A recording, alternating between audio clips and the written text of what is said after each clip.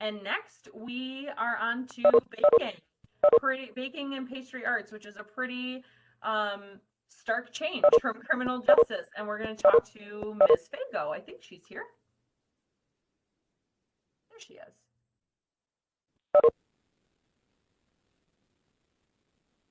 See, you might be muted, Ms. Fago. Okay, There we go. here we go. Hello. Hi. How are you? I'm good. How are you? I'm doing well. So here we are, baking and pastry. You have your chef coat on. This is lovely.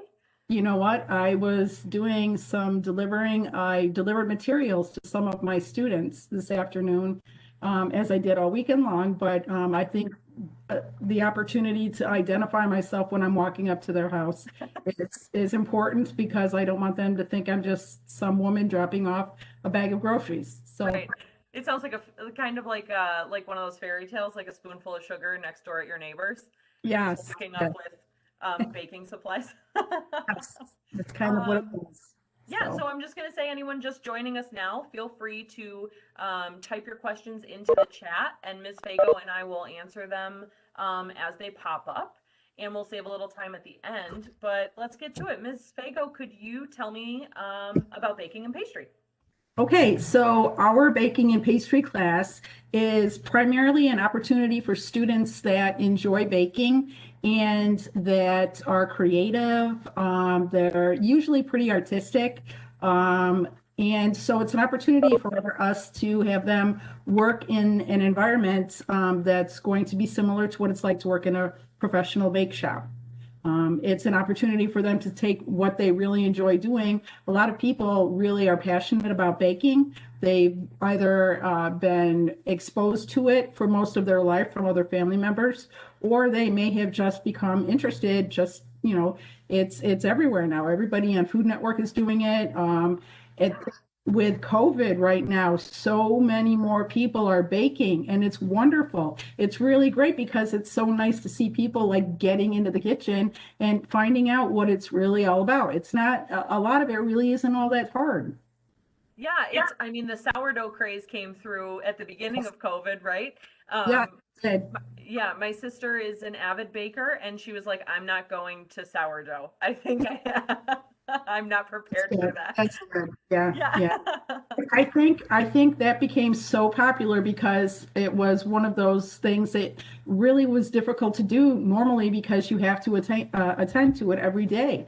Yes. And and not only every day, you have to feed it a couple of times a day. So it's almost like having a pet. So it was easier for people to keep track of than Yeah, it just sits in a jar on your counter. in a jar, and then you have to feed it a couple of times a day. Yep. So, yep, On a timer, no less. you too. Pretty Yep. much, pretty much. So awesome. So let's talk about that. So you do breads and you do pastries. Yes. What types of stuff um, are your students going to learn how to make? It's a wide variety, right? It is. It is. We try to first. We like to introduce some just basics about measuring and weighing ingredients because working in a bakery, that's what you're going to be doing. You're going to be working large scale. You're going to need to know about, weighing things out. You need to understand a little bit of math. Some people they shy away as soon as they hear about math, but honestly, in order to be able to create a recipe, maybe you need to, multiply it or cut it down. Also, you need to figure out how much it's going to cost you to make. You want to learn how much what it's going to cost you so that you can make money doing it. So right. So we learn a little bit about we learn a lot about measuring and that sort of thing throughout the whole process. But we also learn about safety and sanitation, also really important when you're working in a food service environment. And then we start out with just like basics. We start out with cookies and quick breads. That's a good opportunity for students to learn about all the ingredients because it's not just sugar and flour and eggs and butter. Right. They're used extensively, use all sorts of different types of flours and sugars, and just knowing the difference between all of them is very important. So we introduce students to working with some things that they may recognize, like cookies, using the tools that a professional is going to use. And then we go into we like to kind of build on that. So from there, like I said, quick breads. Then we went into pies. Pies, it's really important. There's a pastry element there. It's important to know how to put that pastry together. It's important to know how to handle and make different types of fillings. And so we go from pies into, right now we're getting into holiday baking. And that's Yes, yeah. So lots of people, especially at this time, they have really good memories about the holidays or, not necessarily even just the holidays this time of the year. So we like to get into some of the things that they would need to know working in a bakery. Right now, my students are starting out just a small project, the gingerbread project. And there's a lot of elements that go into it. There are elements of planning and working the doughs and just making sure that you have a timeline and that you're going to have a finished product that, comes out the way that you planned it. Right. Yeah. I've seen some of the gingerbread projects that come out of your Yes. classroom, Yeah. and Yeah. They oh show. my goodness, like Yeah. wildest dreams. You've got Tim Burton stuff, you've got pink sugar coated lollipops. Like Yep. you Yep. really get to be Also. creative in your class. Yes, and I think that's one of the things that most of them really, when they join the class, that's really what they're interested in doing. That's why it was really important for me to give them this opportunity to do this project because most of them, one of the first things they tell me is that they want to decorate. And we Yeah. do get into decorating, cake decorating, we do cupcakes, all of those things are on down the line. But so it's important that we kind of build on our skills and we do breads and candies and we work with chocolate. We make individual desserts. We do all sorts of different things. In the second year, we kind of compound on what we've already done. Right, and run with it. Run with all the Yes, stuff you've yes, done. yeah. Um, Now, when it comes to like projects, obviously at their home schools, a project might be a book report or it might be what have you. What is a project? I know we just talked about the gingerbread project, Right, but right. what does a project or like an assignment look like in baking and pastry? Okay, so typically, I was also a BOCES student when I was in high school, and I know that one of the reasons I really succeeded is because it was hands-on. So I want to say that probably about 90% of what we do is that you're coming in, we're talking about what we're going to do. I'm going to do a demonstration, and then you're going to go ahead and you're going to make what it is that we are planning for the day. Right before all of this happened, where the students were out of the classes, we were doing pies. And so each day the students were making a pie. Most of the time it was something that they could finish in the 2.25 hours, Yep. but occasionally it's a project where it goes from one day into the next. So, but like I said, most of the time it's something where we're starting it. And then I'm walking around making sure everybody understands if they need additional help. Maybe they need a little bit more guidance as far as measuring or just how to handle something, and that's what we do. Awesome. Um, I'm going to put this question into baking terms that I understand. Okay. Um, so when your students come to you, they might, like you said, they might shy away from the math or think it's not for them because of the measuring, or Right. maybe they're not that creative, but they like baking. Mhm. So can you take students on any scale, like on a scale from the show Nailed It to Great British Bake Off? Everyone in between fits in Yes. this class. Yes, they do Okay. because and that's a great question because people have different strengths. People, Mhm. not everybody is going to be someone who finishes products or is a cake decorator. Some people are going to create incredible flavors. They're going to come up with some great ideas so that they're able to, really be successful doing that type of thing. Some people that are really creative and artistic don't have really what it takes to do production. So there is an awful lot that goes into it, but there are also very specific skills that people possess that make them successful. If we all could do the same thing, then it wouldn't be quite as interesting. Right. That's the whole point of the movie Ratatouille, right? Yes, yes. And I have students that come in and you know what? They're very, they're uncomfortable, I think sometimes with their hand coordination or just working with things, but you're working with it every day and you see other people around you that are there to help you. And you just become comfortable and it makes it so much easier for you. And do your students get to work as a team a lot if we're talking about strengths, or is it more of an individual I, based? I prefer to have them work individually if I'm able to, because I think that those hands-on skills are only acquired when you're the one that's doing it and not somebody watching another person doing it. But it depends too on whatever it is that we're working on, because sometimes if it's something that's, gonna take a long time or gonna take a lot, I'll have them team up. That's more so in maybe in the junior class, in the first year class. The second year class, usually most projects they're on their own. Got it. Got it. We do have some questions in the chat box. So, how long is the program? How many days a week would students attend? Is the first question. And Okay, so good. The program is actually a 2-year program, and normally students would be there 5 days a week. So juniors would be coming in from 12:30 in the afternoon until 2:45, and then seniors would be coming in at 7:45 in the morning, and then they are there until 10 o'clock. So that's normally, that was before COVID, but hopefully we'll get back to that. right. Okay, any certifications or college credits earned in the program? Great question. Yes, our students are going to be, as long as they pass the program, they are accredited through the American Culinary Federation. And so they are junior culinarians. We do a serve safe sanitation class. It's more of a food handler. We used to do the Serve Safe Managers course, but it got to be really difficult for the students to do. And honestly, if they're going to go on to college, they really do better off if they're doing the management course when they get into college. So definitely the ACF certification. As far as college credits, we do have accreditation with the Niagara Falls Culinary Institute, as well as Erie County, or Erie Community College. And I want to say, I think we have one with Alfred State as well. So we have articulation agreements with them. I don't know if we still have the college credits. I don't know. We haven't really looked at that in a bit. So, but Definitely do.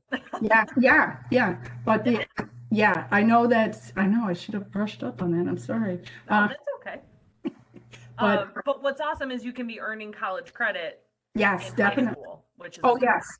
Yeah, the accreditation, especially, I have students that go on to NFCI that they don't have to take like 9 credits. And for ECC, it's a couple less than that, but it's great. It's an opportunity for them to have gotten those done and out of the way, and to be able to utilize that time and their money to do something different. Yeah, that's the biggest part is those credits translate into money you're paying. So if you can get Yes. them Yep. while you're in high school, man, Right. what a Right. leg up. Oh, Um, yeah. so what is you? I mean, you cover so much, right? What's the job market like for students that graduate from your program? So Where do they go? all right, so students right out of my program, we do have local bakeries that'll take students. And what's nice too is we work with bakeries doing internships. And so they know the level of the student that they're getting is a student that knows, when they come in that they need to work, that they need to know about measuring, they need to know about sanitation. They have to have a pretty good knowledge about mixing methods and all that sort of thing. So a lot of bakeries in the area really are very welcoming to our students. So I've had students, they've gone on to do that, who have also gone on and worked in restaurants. Honestly, right now, I have a lot of my former students that I see I'm friends with on Facebook, but they all have web pages where they're selling their own things. And That's amazing. their work is amazing. So I'm so happy to see that they're taking what they learned from me and they're, using it to make a living and to be able to grow their own name and their own product. And to be able to work for themselves is Yeah. awesome. Which is huge. One of the things I always want to let the students know is once you get into the baking class, a lot of the time, maybe it's not exactly what you had planned for it to be, but you're always going to have these skills. And even if you decide to do something different, you have these skills and you can do this to help you along with whatever else you're going to be doing. Right. So Oh, for sure. mhm. And honestly, even if you don't want to bake, right, this is a huge life Yes. skill. Oh, it is. It is. Yeah. To be able It's to just do these things for yourself, if not for anyone else. hmm. Yep. And Yeah. I have students that leave and go do something else and then fall back on it later on because they realize that, oh yeah, this is something I was really passionate about doing and I want to continue. Yeah. Or if there's another pandemic, you can make sourdough. Yeah. Let's hope that there's not, that was a bad joke. Let's hope there's not another Okay. pandemic. But I didn't take your class, obviously, but at the same time, my cousin was one of your students and she was a pastry chef at a country club and did really well for herself and still Yes. does. So, Yes. Yes. um, One you of know, my former students is actually, she is one of the head pastry chefs at one of the Ritz-Carlton in Naples, Florida. whoa, okay. So, That's pretty cool. yep. Hey, Pretty yeah. cool. Yep. Um, so really, you can do anything You can. with You can. baking if you I learn the basics. Yeah, I've had students that came in and they learned because we cover a little bit of everything. Right. And I also do a little bit of bistro cooking, so they learn a little bit about, what it's like to work in some place that does soups and salads and sandwiches. So they're learning a little bit about all of those things. And it's good. It's just really good. It's good to be well-rounded. Oh, for sure. So do they learn how to make a bread bowl for soup? Because I'm very interested in the bread bowl. Well, we learn how to use bread. We Yeah, learn how to work with bread. I'm not a fan of the soup bowl, so I shouldn't be. I think it's a little bit too much bread. I like my bread nice and crusty on the side. So, Yeah, yeah. yeah, awesome. So like what's one thing that a student can bring to the class, like as a character trait that's gonna help them be successful in baking and pastry arts? I think an open mind and the willingness to learn. Mm-hmm. And it's they have to have ambition too. It's not something where you can, okay, I finished this task. I'm just going to sit back and I'm going to be done. It's important to have ambition so that you are always moving forward. You're always taking what you've learned and putting it into your next, into your next plan. Um, I think that having a good attitude, being able to work with other people, um, all of these are things that are really important for any student anywhere that they're determining that they want to go. But also too, I have students that come in and it's great that they've learned how to bake with somebody else, but sometimes they're so close-minded because this is how they learned how to do it, and they don't want to really open their mind to learn it a different way. Right, So. right. Like it's nice to have a little bit of a foundation, but you It need to see is. that It's great. there's a lot. And I never ever discourage them. I love listening to their stories about how they started baking and how they still and my students now tell me about, well, I'm baking for for the holidays with my grandmother or my mother or my dad or somebody else in the family. But that's great. So the only concern is sometimes it has to be done differently in a bakery or in a pastry shop. Things are just expected to be a little bit different. Right. Oh, for sure. We do have another question. So, for a pastry chef to own their own business, is there other licensing needed other than the ACF or the certification in sanitation? You know what? If you want to own your own business, you really don't need to. I mean, of course, you need the help. You need to have go through the health department to make sure that your facility is licensed or that you're working in a licensed, that it passes inspection. But as far as having a license, you can be a pastry chef or a baker without a license. So, you could be self taught, you could take Yes. the program, all of those things. Yep, I do. I know there are people that are self-taught, and it's great. One of the things I think has helped us in our industry is the revolution of the Food Network and all these great shows that are coming on. Unfortunately, what winds up happening is people think that they can do all of those things without learning the fundamentals behind them, so that when you see something that's not going to hold up or when something comes crashing down or something, you got to understand why that happened. And there's reasons why it's important to kind of take your time and learn those things. Because I mean, I'm an avid food TV watcher, if you will, Yeah, but there's so much science there involved is. in like, ugh, I mean, again, I have no knowledge of baking in a professional sense, but like getting things to rise properly and Yes. letting it rest. Like don't cut the bread right away. And it's Mm, all science, so it's yeah, super creative, but you have a lot of like chemistry going on in yes, your class. yes. And it's important, those little things, like people, I can't tell you the number of times that students don't quite understand that it's not a microwave, it's an oven. It's going to take some time to go in there. But also when it comes out, you've got to allow it to rest. And Right.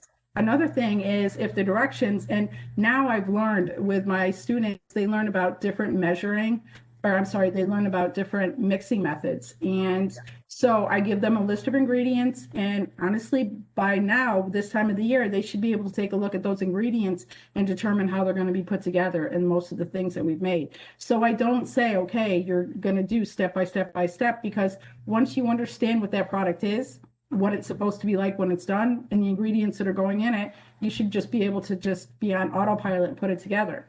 Right. If I mean, of course, that's why I'm there. I'm there to make sure that they understand those things and to remember them. But people that like, oh, the box said to do this, or the directions said to put it at 475 degrees for 45 minutes, and then they never go back to check it. Those are the types, those are the types of things that you have to, that you learn, that, it's, you really have to be really more mindful about what you So do. rule number one is set a timer. It sounds like. Set a timer half of the way through. I find Yes. I always find it interesting. My students will ask me how long something's going to take in the oven. Most of the time, I tell them 10 minutes. Eventually, throughout the whole year, they learn that I'm telling them 10 minutes because I want them to go back and check it. Right. Well, now everyone watching has insider information. So if you Check sign it. up for Check, baking and pastry, you can check go, no, Miss Fago. How long me. is it going to take?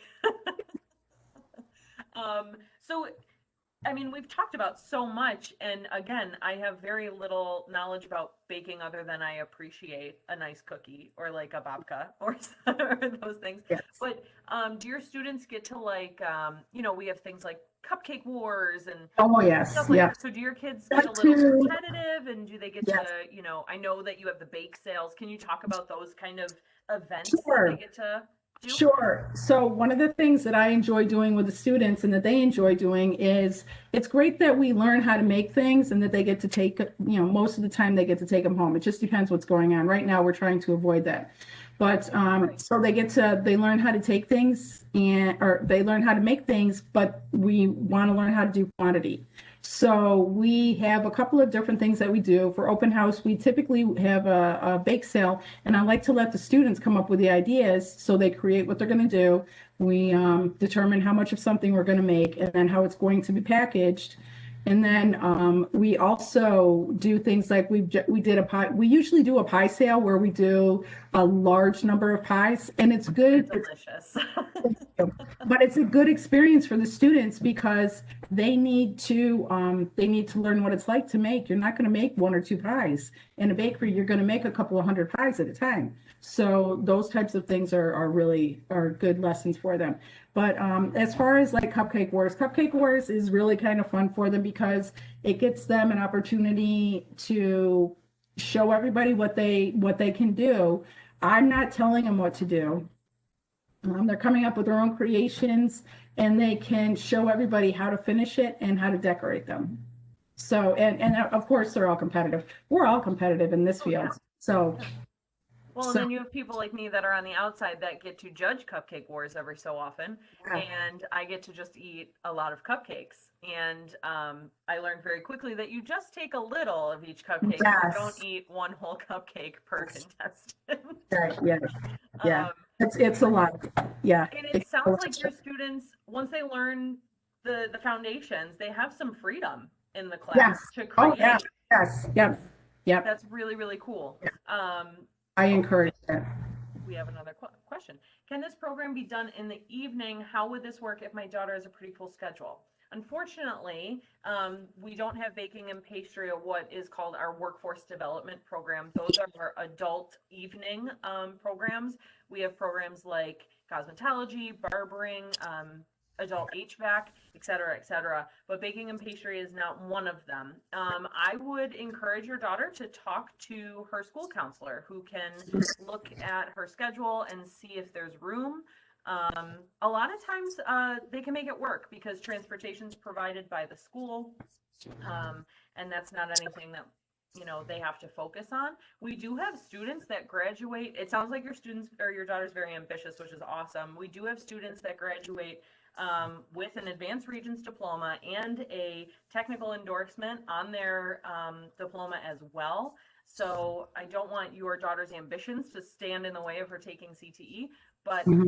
I would encourage her to talk to her school counselor or whoever is going to be making her schedule for her for next year. And the other thing to remember too is we have integrated, we have some math or we have English, science, and I'm trying to think if we have the math integrated in ours too. So Yeah. we have those credits integrated into our programs. So that's an opportunity for students that normally would not be able to come to our programs and still get those credits that they need because we're doing all of that anyway.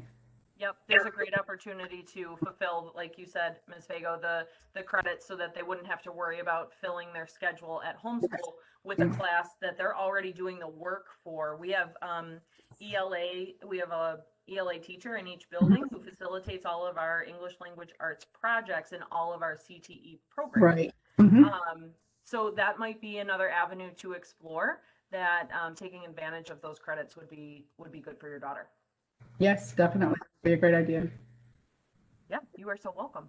Um, yeah, there's just so, again, I keep saying this as I interview people, but I really want to like go back in time, take your class, and like make that my high school experience. I think that that's like just so cool that you get to come in and bake for half of your day for I 2 years. it's I love it. I am so grateful for this opportunity because my students enjoy it. I enjoy them. I enjoy seeing them grow. I enjoy just hearing about the things that they make and they start sending me pictures of things that they're working on. And so it's really a lot of fun. Yeah, and you mentioned that you went to Harkness, your BOCES grad? I did not go to Harkness. Not Harkness.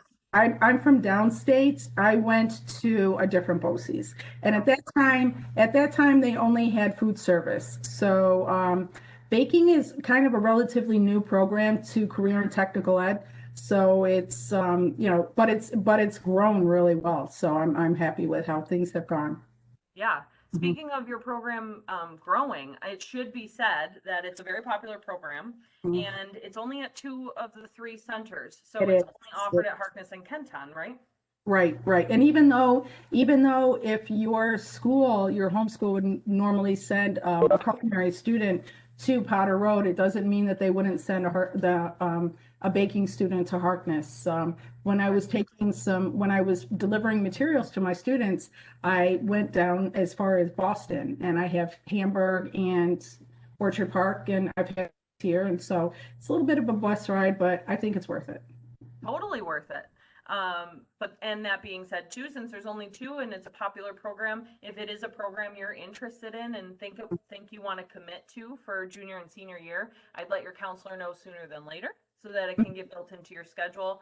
Um, Otherwise, there could be a waiting list. So just letting you guys know now that have been here this whole time, it seems like you're interested in baking pastry. Just wanted to let you know our enrollment opens January 4th, but you can talk to your counselor before then.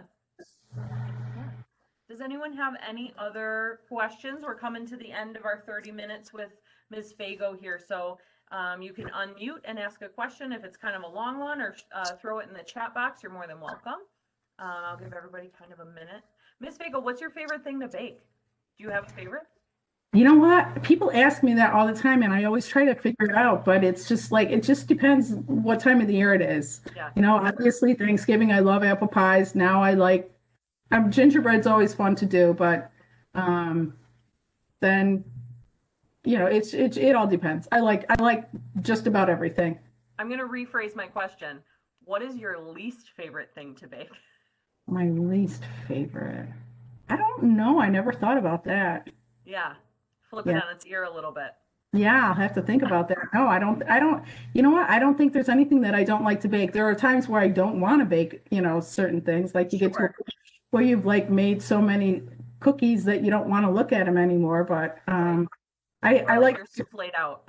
yeah, yeah, something like that. We did get Uh, another question. How do they determine which location you would go to? It's really just whichever's closest, honestly. But It's typically the homeschool. I mhm. do know that I know that because of where Harkness is, we wind up getting filled up really quickly, and occasionally one or two of the schools will, if we have a waiting list and they want to really get the student in, they'll take them over to Kenton. Yes. So I should say that Harkness is in Cheektowaga, so it's pretty central to every district. And then Potter, which does not feature baking and pastry as a class, is in the South Towns. And then our Kenton Center is toward the North Towns. So there really is a center for every district imaginable in Western New York. It's Mhm. just a matter of where our programs lie. Some of our programs are at all three, some are only at one. So yeah, it just works out that way. Yep. But I think that's our 30 minutes, Miss Fago. Thank you so All much right. for chatting with me and talking Okay. all things baking and pastry. You're welcome. Have a good Awesome. evening. Thanks, you too.